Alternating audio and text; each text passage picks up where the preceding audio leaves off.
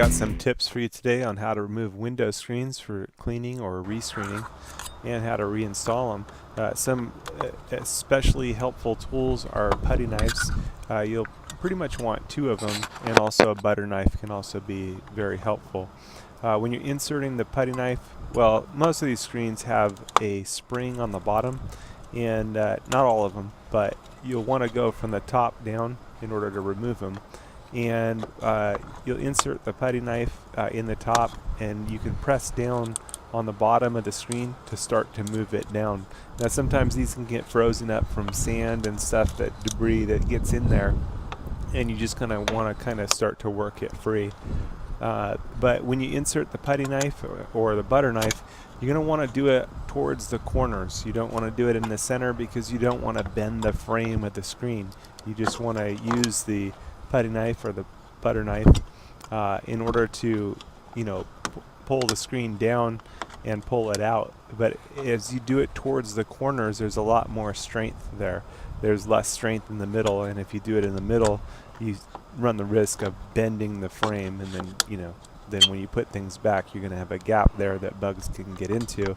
So this is why you want to work from the corners. And you can kind of push down at the same time, and that can allow you to push the screen out. And I'll show it a little bit better in the next little clip here.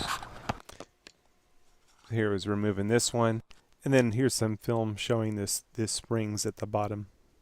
Not all screens have that feature, but it is a nice feature that helps link this screen in. And so you can push down and then insert putty knife.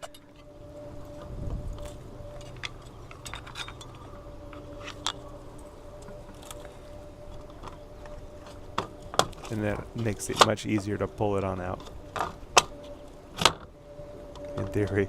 And this is where two putty knives come in really handy, or a putty knife and a butter knife come in handy. And again, you want to avoid putting any pressure in the center. You don't want to bend the middle of the arm. It's just sheet metal, so there is pull it on out.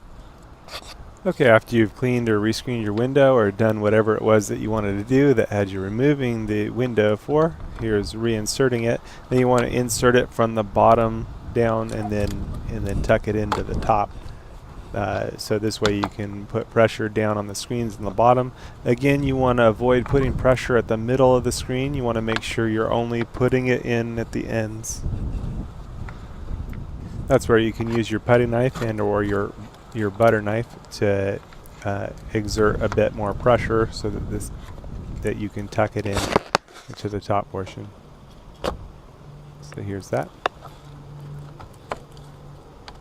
Again, doing at the ends will prevent bending the inner portion of the arm, inserting the knife towards the corners.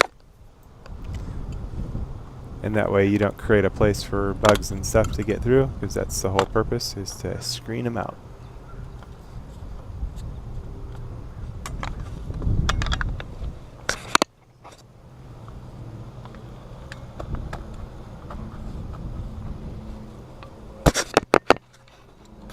There it is, just balancing the gap, and that one's in and good.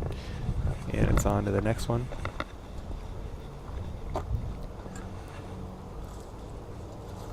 Same thing, you want to insert it at the bottom first, not at the top. You actually want to insert it from the bottom first.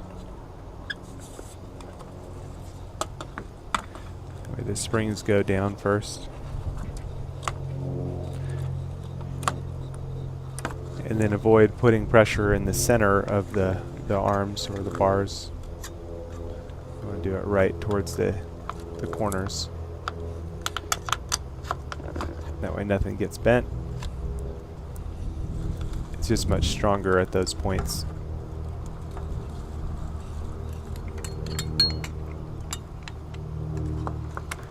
Little simple leverage, but that's my tips on removing window screens for cleaning or rescreening, and how you can reinstall them after it's done.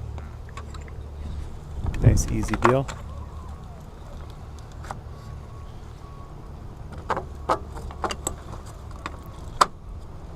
And there it is.